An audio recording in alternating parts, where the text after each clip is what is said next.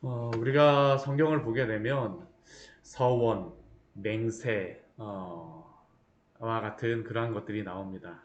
우리 사사기 말씀을 보면 서원이나 맹세에 대한 것이 참 이상하다라는 그러한 경우가 나올 때가 있습니다. 때로는 서원이나 맹세를 정말 해야 되나라고 생각하는 그러한 정도까지 이상하게 보여지는 그러한 모습이 있습니다. 서원이 나쁜 것일까요? 하나님 앞에 드리는 것이?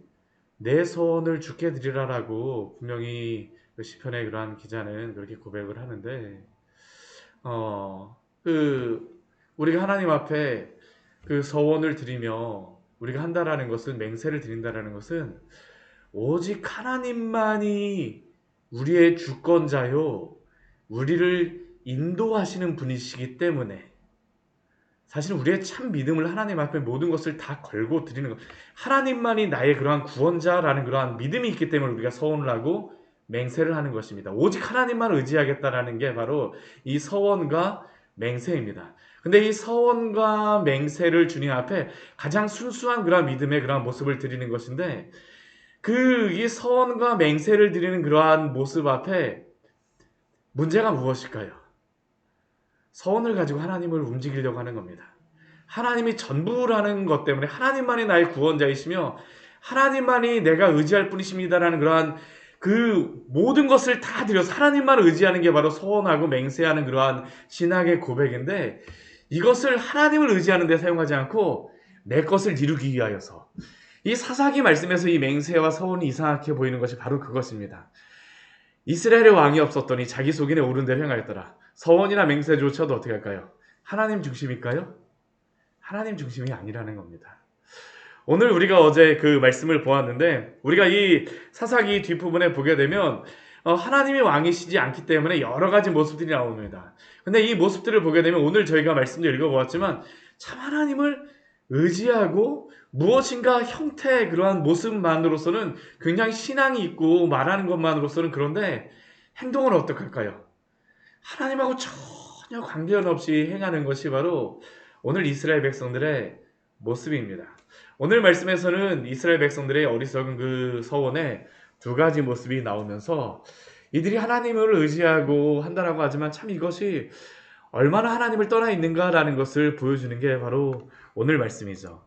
오늘 그 1절 말씀을 보게 되면 이렇게 시작하고 있습니다. 이스라엘 사람들이 미스바에서 맹세하여 이르기를, 하나님 앞에 맹세하였습니다. 하나님 앞에 약속을 드렸어요. 우리가 이렇게 하였습니다. 이렇게 하겠습니다. 이 베냐민과의 그 전쟁이 끝나고 나서 드리는 그러한 맹세입니다. 무엇을 맹세라 했을까요? 우리 중에 누구든지 딸을 베냐민 사람에게 아내로 주지 아니하리라. 우리는 베냐민에게 다시는 딸을 주지도 않고, 우리가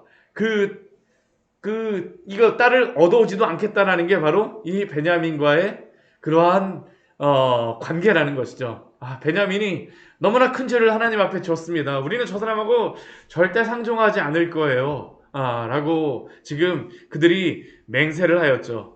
그러고 나서 2절 말씀을 보게 되면 이렇게 맹세를 하고 나서 베델에 이르러서 거기서 저녁까지 하나님 앞에서 큰 소리로 울면서 회개의 기도를 하는 것 같습니다. 기도를 드려요. 큰 소리로 울면서 기도합니다. 근데 그 기도의 제목이 무엇입니까? 우리 3절 말씀을 한번 보세요. 우리 같이 한번 읽어볼까요? 이르되 이스라엘의 하나님 여호와여, 어찌하여 이스라엘에 이런 일이 생겨서 오늘 이스라엘 중에 한 지파가 없어지게 하시나이까 하더니, 참 이게 말이 됩니까? 지금 베냐민 지파를 다 완전히 그냥 몰살시키고 몰락시켜버리는 것이 누구입니까? 이스라엘 백성들이에요. 하나님이 물론 베냐민을 치신다라고 말씀하시지만 그들에게 이렇게까지 가나안 백성을 진멸하는 것까지, 해냄시키는 것까지 이렇게 행하라고 명령하신 것이 아닙니다. 그들이 이미 전쟁에 승리하였습니다. 그러면 그 다음엔 어떻게 될까요? 베냐민을 다시 이제 회복시키고 하나님의 백성으로서, 이스라엘 12지파로서 어떻게 다시 세울까라는 것들에 대해서 적어도 그 지점에서는 그들이 고민하고, 자기들도 죄를 범하였기 때문에 회개하고 하나님 앞에 무릎 꿇었어야 됩니다. 근데 그들은 어디까지 합니까? 자신들의 분노를 남김없이 베냐민에게 다 쏟아붓죠. 그들이 두 번 패하였던 그러한 것들 생각하면서 내가 어떻게 이들에게 억울한 일을 당하였는데 하면서 베냐민 병사들을 그 용사들만 치는 것이 아니라 그 병사들 600명만 남겨놓죠. 겨우 600명. 림몬바위에 겨우 막 올라가 거기는 어떻게 쳐들어가서 어떻게 할 수가 없는 그러한 지역이니까 겨우 600명 남겨놓고 나서 나머지 베냐민 성에 있는 모든 사람들 어린아이부터 시작하여서 노인, 여인들, 짐승들까지 생명 있는 것을 하나도 남기지 않았습니다. 그러나서 그들이 뭐라고 하는 겁니까? 어찌하여 이스라엘에 이런 일이 생겨서 하나님 때문에 이런 일이 생겼다라는 겁니다. 모든 책임을 누구에게 전가하고 있습니까? 하나님께 전가하고 있어요. 하나님 때문이라는 것이죠. 사실은 죄는 자기들이 저질러 놓고 나서 하나님이 이러한 죄의 그 원인이다라고 이들은 책임 전가하고 있는 겁니다. 이 모습은 누구의 모습일까요? 아담과 하와의 모습입니다. 아담과 하와의 모습이에요. 우리 창세기 말씀에서 우리가 그것을 보지 않았습니까? 분명히 하나님께서는 그 선악과의 열매를, 선악을 알게 하는 그 열매를 먹지 말라라고 말씀하시고 그것을 먹으면 죽으리라라고 말씀하셨습니다. 그리고 그 선악을 알게 하는 그 열매를 먹었을 때에 하나님께서 아담에게 그 질문하시죠. 왜 너가 이 선악을 알게 하는 열매를 먹었느냐? 우리 3장 우리 11절 말씀에 보면 그 말씀이 우리 나오고 있습니다. 우리 창세기 3장 11절 말씀 같이 한번 읽어보도록 할까요? 우리 같이 한번 읽겠습니다. 이르시되 누가 너의 벗었음을 내게 알렸느냐? 내가 내게 먹지 말라 명한 그 나무 열매를 내가 먹었느냐? 하나님께서 아담에게 질문하세요. 누가 너의 벗었음을 알렸느냐? 누가 너에게 그 열매를 먹게 하였느냐? 그때 아담이 대답하는 것이 무엇입니까? 아담이 이르되 우리 12절 말씀 같이 읽겠습니다. 아담이 이르되 하나님이 주셔서 나와 함께 있게 하신 여자 그가 그 나무 열매를 내게 주므로 내가 먹었나이다. 그 여자 때문에 내가 그 열매를 먹었다라고 그가 변명하고 있죠. 근데 더 큰 문제는 무엇입니까? 그 앞에 보게 되면 하나님이 주셔서 나와 함께 있게 하신 그 여자 때문에 하나님이 주신 여자 때문에 모든 죄의 책임을 누구에게 돌리는 겁니까? 하나님께 돌리고 있는 것이죠. 아담은 그 지점에서 제가 하나님께 범죄하였습니다. 용서하여 주시옵소서. 사실 아담의 기도는 그것이 돼야 되죠. 저 때문입니다. 제가 죄인입니다. 주여 용서하여 주시옵소서. 근데 지금 아담은 어떻게 했어요? 하나님이 주신 그 여자 때문에 그런 나뭇가지로 자신을 숨겼을 뿐만 아니라 이 변명으로서 자신을 숨기고 있죠. 변명한다라는 것은 사실은 그 죄로부터 우리를 숨기고자 하는 것입니다. 오늘 지금 이스라엘 백성들의 모습이 바로 이것입니다. 이스라엘의 하나님 여호와여, 어찌하여 이스라엘에 이런 일이 생겨서 오늘 이스라엘 중에 한 지파가 없어지게 하시나이까? 사실은 그들이 하나님을 왕으로 섬기지 않았기 때문에 이러한 일이 생기고 죄를 범한 것임에도 불구하고 하나님께 그 죄의 책임을 돌리고 있죠. 이 맹세하는 것조차도 사실은 지금 이들이 잘못하고 있는 것입니다. 이 지점에서라도 그들이 회개하고 그래서 다시 돌이켰으면 되는데 이들이 맹세하겠다라는 이 올무에 붙잡혀서 어떻게 할까요? 더 큰 죄악들을 이제 저질리기 시작하는 겁니다.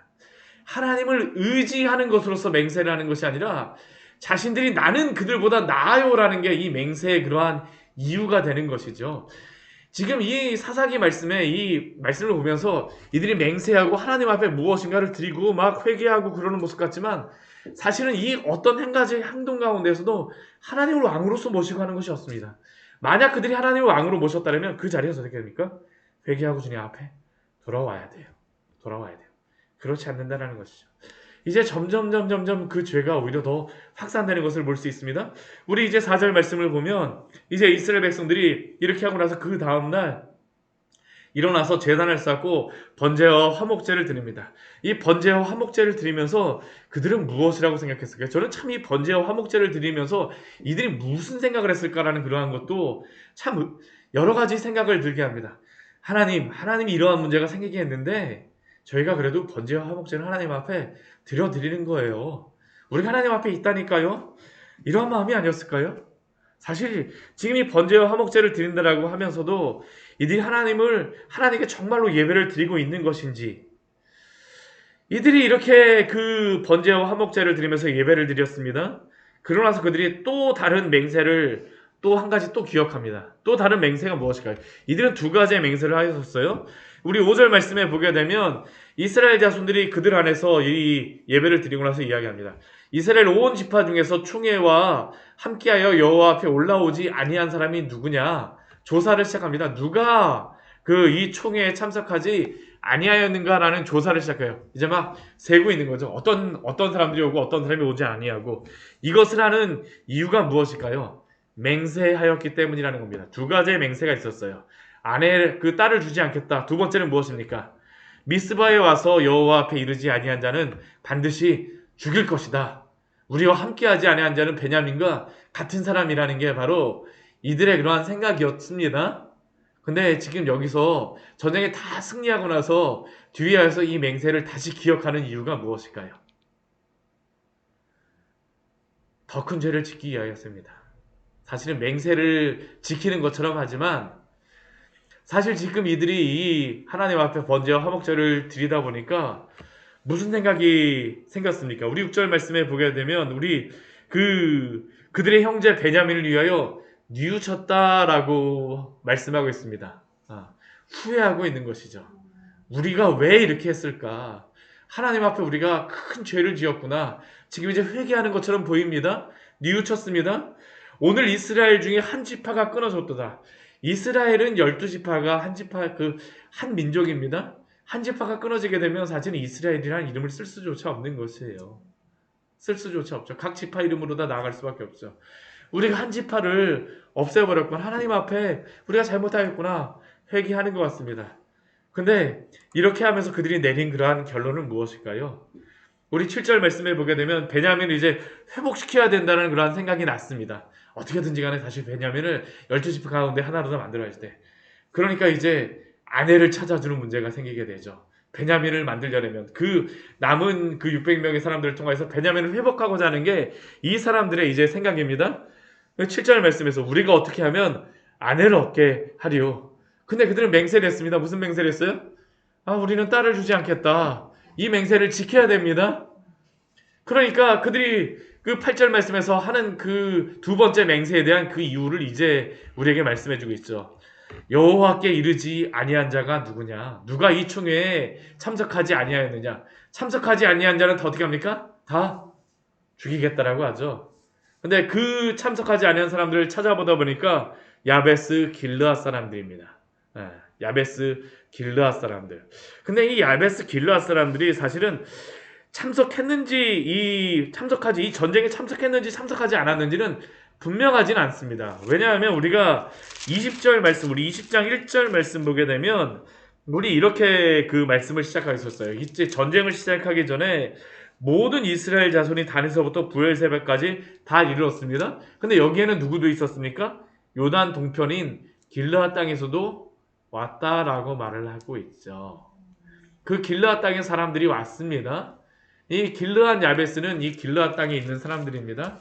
만약 이들이 전쟁이 끝나고 나서 그들이 먼저 바빠갖고 떠났다 그러면 지금 이 숫자를 세는 데는 어떻게 할까요? 없을 수도 있다라는 겁니다. 분명하지 않아요, 이 부분이. 이 맹세의 시점이 언제인지를 몰라요. 근데 아무튼 이 숫자를 셀 때에는 야베스 길르앗 사람이 한 명도 없었어요. 없었습니다. 그러니까 어떻게 하는 걸까요? 10절 말씀 보면 이렇죠. 큰 용사 12,000명을 야베스 길르앗으로 보냅니다. 그리고 가서 길르앗 그 큰 용사 12,000명, 그 베냐민을 그 쳐부쉈던 그 12,000명을 보내면서 무엇이라고 명령하냐 하면 가서 길르앗 주민과 부녀와 어린아이를 칼날로 치라.